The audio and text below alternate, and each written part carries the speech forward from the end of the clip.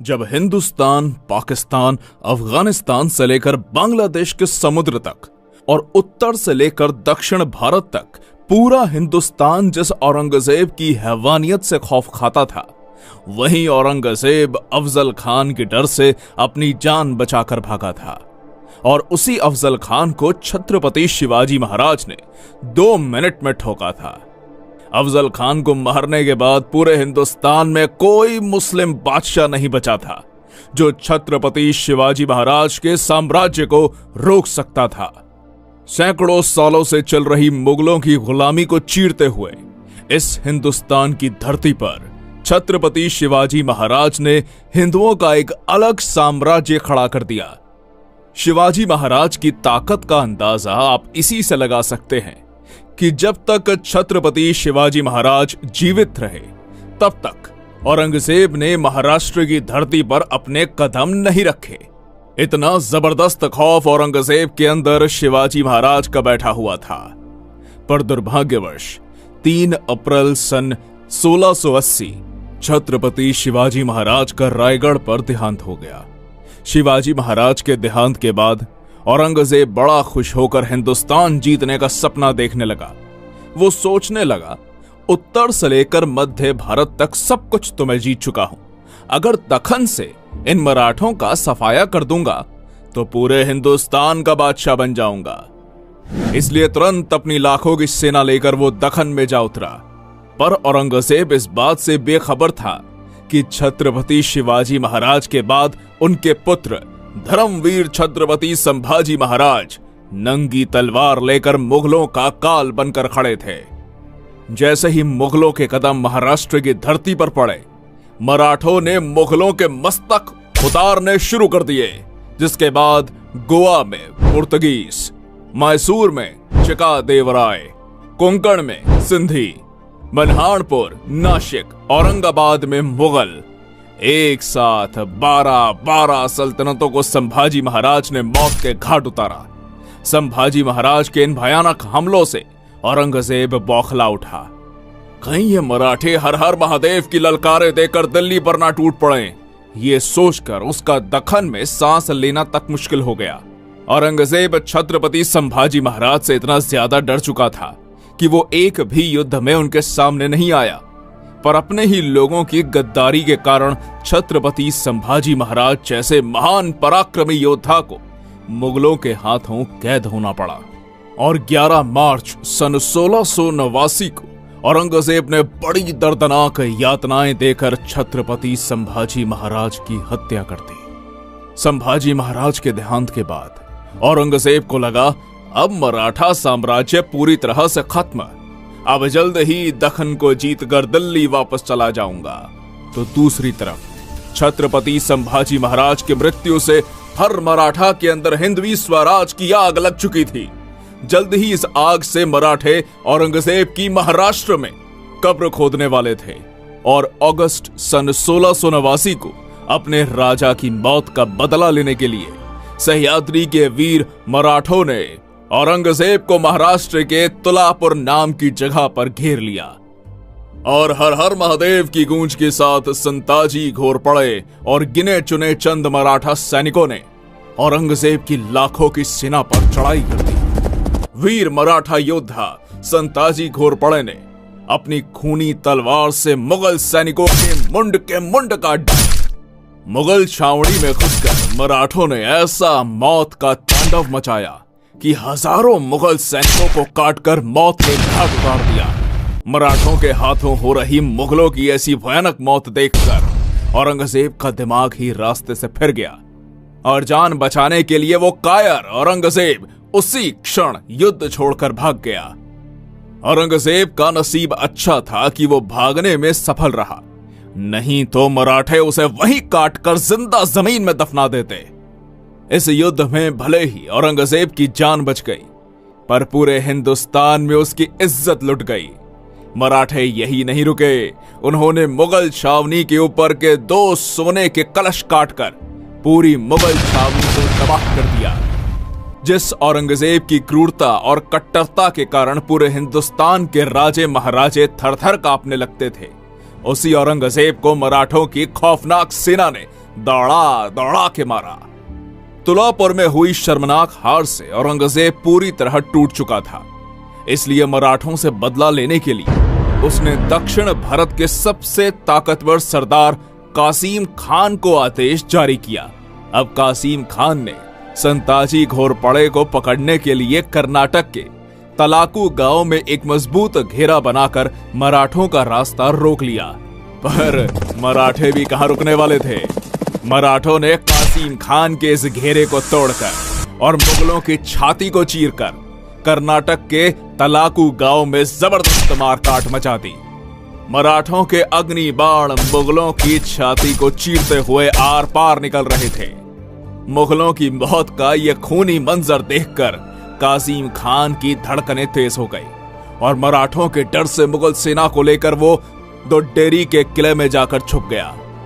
मराठों के पराक्रमी योद्धाओं ने दोड्डेरी के किले को चारों तरफ से घेर लिया। अब मराठा सरसेनापति संताजी घोरपड़े ने अपनी चाल चली और किले के दरवाजे को बाहर से बंद करके हजारों मुगल सैनिकों को कैद करके मार डाला। जो भी मुगल सिपाही किले से बाहर आने की कोशिश करते, मराठे बंदूक की गोलियां चलाकर उन्हें मार डालते। एक तरीके से देखा जाए तो मराठे उन्हें तड़पा तड़पा के मार रहे थे।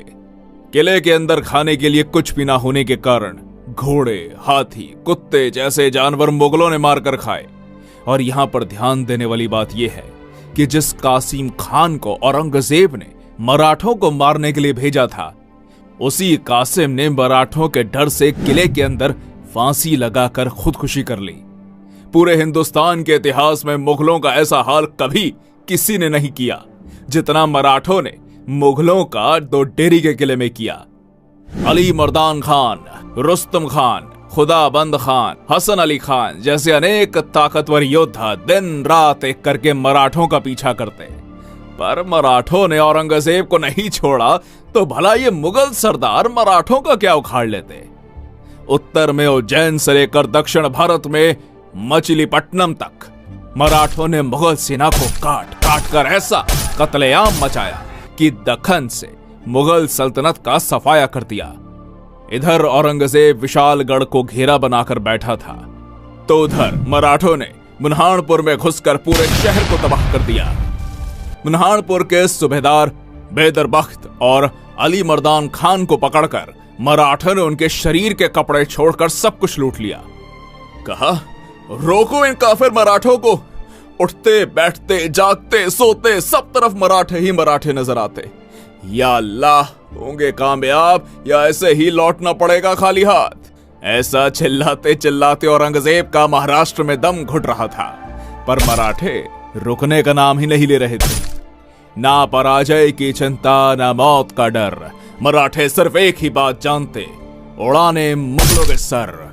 अब बारी थी मुगलों के घर में घुसकर। इसलिए वीर मराठा योद्धा धनाजी जाधव ने 80,000 की मराठा फौज इकट्ठा करके 4 मार्च सन 1706 को गुजरात पर चढ़ाई कर दी। गुजरात के रतनपुर के युद्ध मैदान में धनाजी जाधव ने अपनी तलवार से ऐसा कत्लेआम मचाया कि नर्मदा की बहती धाराएं भी मुगलों के रक्त से लाल पड़ गई। इस घमासान युद्ध में जो भी मुगल सैनिक मराठों के हाथ में आते, मराठे उनकी गर्दन काटकर सीधा अल्लाह के पास पहुंचा देते।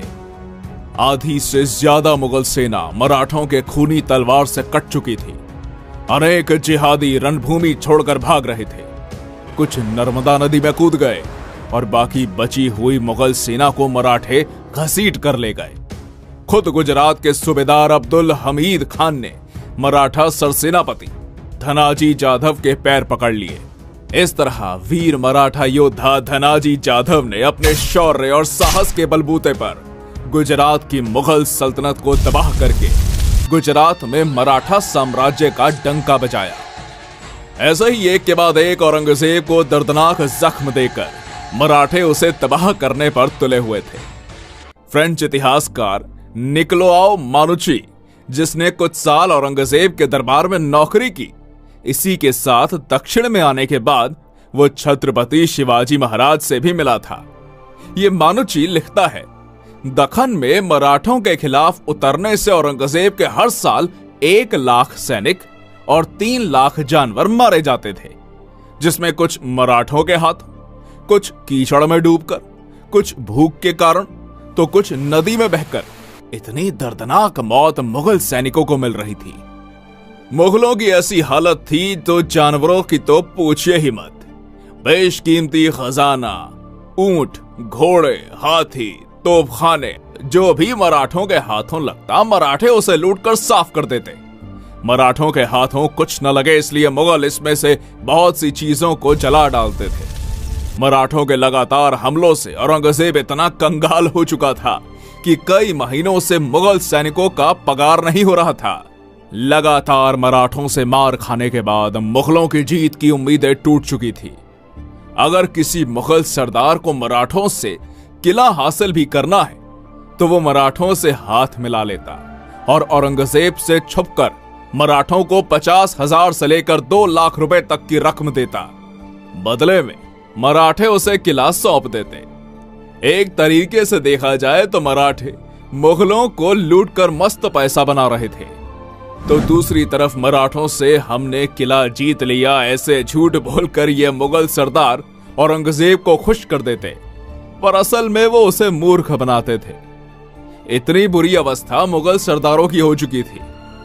इसके आगे मानोची लिखता है, औरंगजेब ने अपने पूर्वज अकबर, जहांगीर, नूरजहां ने जमाया हुआ सारा खजाना बाहर निकाला और मराठों से युद्ध करते करते खाली कर दिया।